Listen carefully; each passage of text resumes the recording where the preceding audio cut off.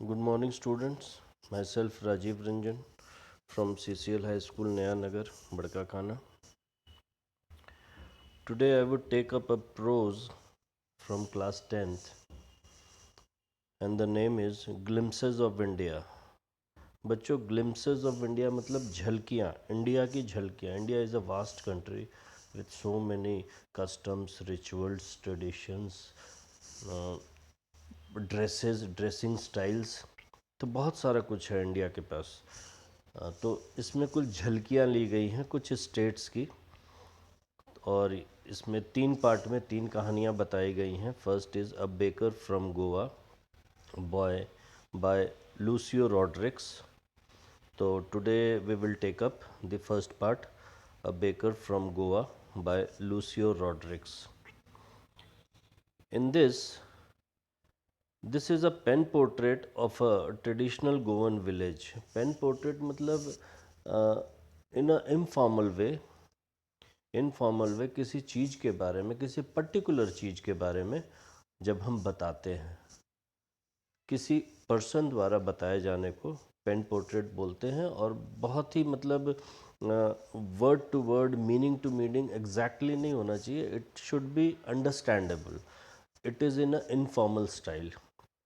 तो इसमें जो बताया गया है, बेकर के बारे में बताया गया. बेकर जो कि ब्रेड, केक, ये सारा कुछ बनाते हैं.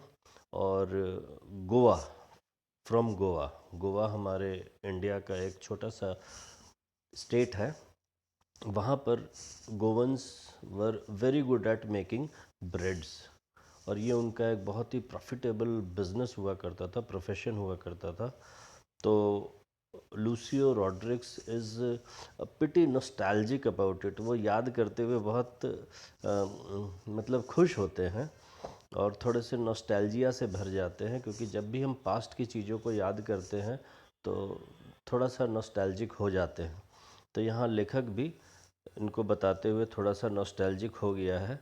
लेकिन ये बता रहा है बेकर्स, जो कि एक बहुत ही इम्पोर्टेंट कम्युनिटी होती थी गोवा में पोर्चुगीज़ के टाइम्स में, और आज भी है, एग्जिस्टिंग है, बट कम हो गई है. तो इसी के बारे में ये कहानी है, a baker from Goa by Lucio Rodrigues. आइए बच्चों पढ़ते हैं.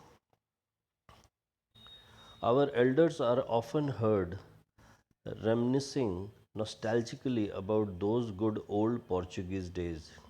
आज भी जो बुज़ुर्ग गोवा में जो ज़िंदा हैं, वो आज भी बहुत ही मतलब याद कर कर के, रेमनिसिंग मतलब याद कर कर के पास्ट की चीज़ों को, और नॉस्टैल्जिक हो जाते हैं. नॉस्टैल्जिक मीन्स थोड़े से भावुक हो जाते हैं कि वो भी क्या दिन थे जब हम लोग ब्रेड लेते थे, खुद से जाते थे. मतलब बहुत सारी चीज़ें बताते थे, तो थोड़े नॉस्टैल्जिक हो जाते हैं, भावुक हो जाते हैं.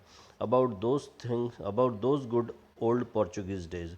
और वो उस समय पोर्चुगीज़ का राज हुआ करता था गोवा में, उस समय की बात है. The Portuguese and their famous loaves of bread. Loaves means bunch, मतलब बहुत सारा. लोफ मतलब एक ही साथ उसको आप काट काट के जब आप पीस कर कर के देते हो, जब ब्रेड एक बनता है तो it's in a form of loaf, बहुत बड़े उसमें आकार में बनता है. फिर उसको कटिंग किया जाता है और फिर उसको शेप दिया जाता है. तो famous for its loaf of bread. Those eaters of loaves might have vanished. शायद वो इतने ज़्यादा ब्रेड खाने वाले लोग, पोएट के लेखक के हिसाब से, वो आज वैनिश हो गए, मतलब आज वो गायब हो गया. आज इतना ब्रेड खाया नहीं जाता. But the makers are still there. लेकिन गोवा में ब्रेड को बनाने वाले मेकर्स, ब्रेड मेकर्स, वो आज भी एग्जिस्ट करते हैं. We still have amongst us the mixers, the molders, and those who bake the loaves. आज भी गोवा में you can easily see the mixers. जैसे पहले ग्राइंड किया जाता है ब्रेड के मिक्सचर को, उसको पेस्ट को, उसको मिक्स किया जाता है मिक्सर में, और फिर मोल्ड किया जाता है, एक आकार दिया जाता है ताकि वो लोफ्स के फॉर्म में निकले. And those who bake the loaves. और फिर जो अवन होता है, जो कि भट्ठी होती है जिसमें कि उसको पकाया जाता है, वो आज भी एग्जिस्ट करते हैं. वो आज भी गोवा में आप इजीली देख सकते हैं. Those as old time tested furnaces still exist. वो जो भट्ठियाँ होती हैं, फर्नेंसेज होते हैं, वो आज भी एज ओल्ड, कितने ही पुराने हो गए हैं, बहुत पुराने टाइम के हैं, लेकिन आज भी वो एग्जिस्ट कर रहे हैं गोवा में। The fire in the furnace has not yet been extinguish. और लेखक कहते हैं उनकी जो फर्नेंस की जो आग है वो आज भी बुझी नहीं है, गायब नहीं हुई है, वो आज भी एग्जिस्ट करती है। हाँ, इन कंपैरिजन कम हो गया है, but they still exist. The third and jingle of the traditional baker's bamboo heralding his arrival in the morning can still be heard in some places। और जो जिंगल्स जो वो गाते थे, स्पेशली जो ब्रेड बेचने वाले थे, वो जब बेचते थे तो वो जब गुज़रते थे तो एक पर्टिकुलर गोवा लैंग्वेज की, गोवन लैंग्वेज में वो एक जिंगल गुनगुनाते थे। वो आज भी सुने को मिल सकता है। और ट्रेडिशनल बेकर्स बैम्बू, और वो बताता था कि now bread sellers are coming, वो बेचने वाले आ रहे हैं। वो आवाज़ सुन के, जैसे कि आज भी गली मोहल्ले में वो गुपचुप वाले गुज़रते हैं, कुछ गुज़रते हैं, तो उनका एक पर्टिकुलर आवाज़ होता है, तो उस आवाज़ से पता चल जाता है घर में बैठे लोगों को कि हाँ गुपचुप वाला आ गया, मूंगफली वाला आ गया, या फिर कुछ और बेचने वाला आ गया, ये कबाड़ी वाला आ गया। तो उसी तरीके से जब ब्रेड वाले जब ये बेचने निकलते थे तो पर्टिकुलर एक जिंगल गुनगुनाते थे अपने गोवन लैंग्वेज में, तो इससे कि सभी को पता चल जाता था, और स्पेशली इन द मॉर्निंग, और ये मॉर्निंग में आते थे। और वो आज भी बहुत सारे प्लेसेस, गोवा के प्लेसेस में सुनाई दे जाती है। Maybe the father is not alive but the son still carries on the family profession. हाँ, हो सकता है कि बहुत से परिवार में फादर जो बुज़ुर्ग थे वो आज ज़िंदा ना हो, but their sons and four sons are still carrying the same business. वो आज भी उसी बिजनेस को कर रहे हैं और बढ़ा रहे हैं। These bakers are even today known as paders in Goa. और इन बेकर्स, ये जो ब्रेड बनाने वाले लोग हैं, इनको आज भी गोवा में पैडर्स कहा जाता है। During our childhood in Goa, लेखक कहते हैं लूसियो रॉड्रिक्स, अपने बचपन की बात गोवा की, in childhood in Goa the baker use to be our friends, companion and guide. लेखक कहते हैं कि जब हमारा बचपन बीतता था गोवा में, तो ये बेकर्स, ये हमारे दोस्त होते थे, बहुत ही अच्छे मित्र होते थे, कंपेनियन हमारे साथी होते थे, और इवन गाइड होते थे कि आसपास के हमारे कोई जगह को अगर घूमना है, जाना है, तो ये एक गाइड का काम करते थे, क्योंकि उनको एक एक इलाके का, एक एक गली मोहल्ले का अच्छी तरीके से पता होता था। He used to come at least twice a day.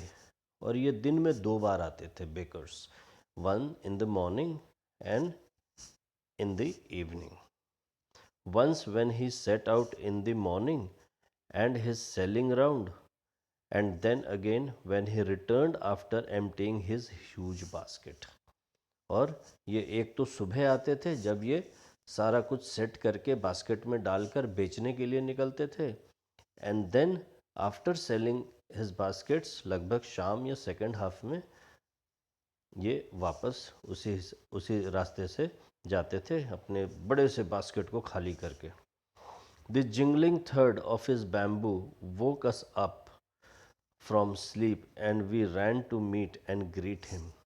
और ख़ास करके इनकी जो जिंगल होती थी वो एक तरह से हमारा मॉर्निंग अलार्म होता था।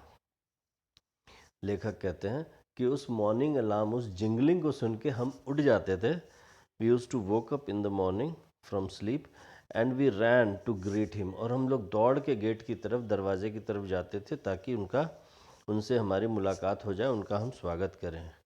Why was it so? क्यों ऐसा था? Was it for the love of the loaf? Not at all. नहीं, ये ब्रेड के प्यार के लिए नहीं था। ये सिर्फ the loaf were brought by some पास्किन और बास्टिन। लोफ तो, ब्रेड तो पास्किन और बास्टिन जो कि मेड वगैरह होते थे जिनको कहा जाता था, वो भी ला सकते थे। The maid servant of the house, वो भी ला सकते थे। What we longed for were those bread bangles which we choose carefully. वो उनके बास्केट में ब्रेड बैंगल्स भी होते थे, चूड़ी के आकार के, स्क्वायर में, राउंड में। वो हम बच्चों को बहुत अच्छा लगता था, हम लोग उसको लेने जाते थे। Sometimes it was sweet bread of special make. कभी कभी वो बहुत ही मीठा बना होता था और बहुत ही स्पेशली उसको बनाया गया होता था।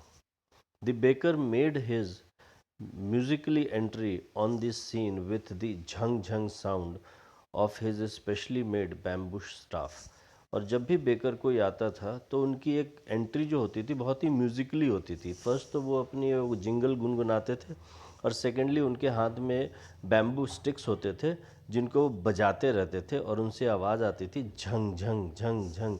तो जैसे कि मोहल्ले वाले को पता चल जाता था कि हाँ, bakers has arrived in our colony. One hand supported the basket on his head and the other banged the bamboo on the ground। एक हाथ से वो अपने सर पे बास्केट को पकड़े रहते थे और दूसरे हाथ से वो बैम्बू को ग्राउंड में बजाते थे और उसकी आवाज़ से लोगों को पता चल जाता था कि now bakers have arrived.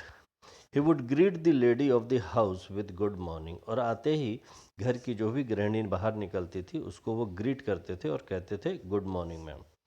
And then place his basket on the vertical bamboo. और वो उस बैम्बू के ऊपर अपना वो बास्केट रख देते थे।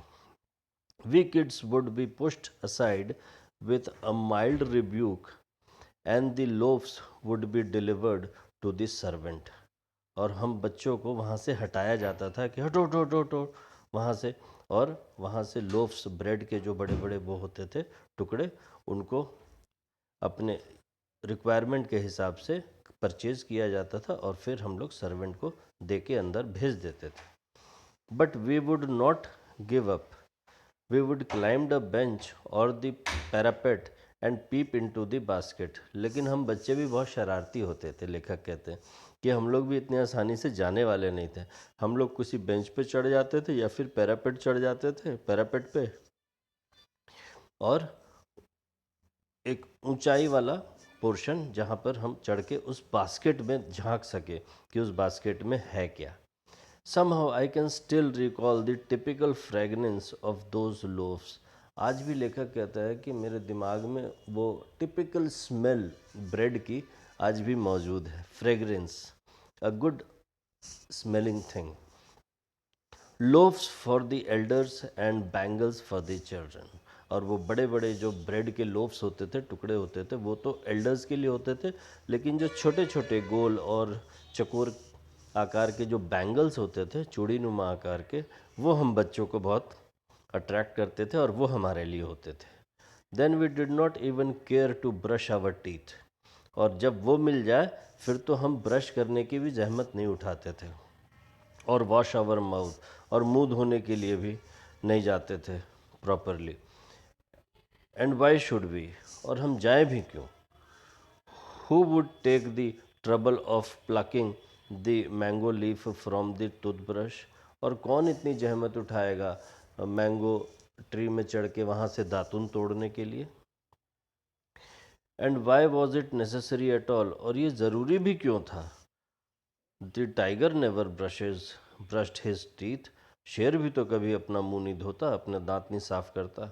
Hot T could wash and clean up everything so nicely after all. और उसके साथ जब हम गर्म चाय पियेंगे तो वैसे भी मुंह अच्छी तरह क्लीन अप हो ही जाता था। Thank you students. Rest in next class.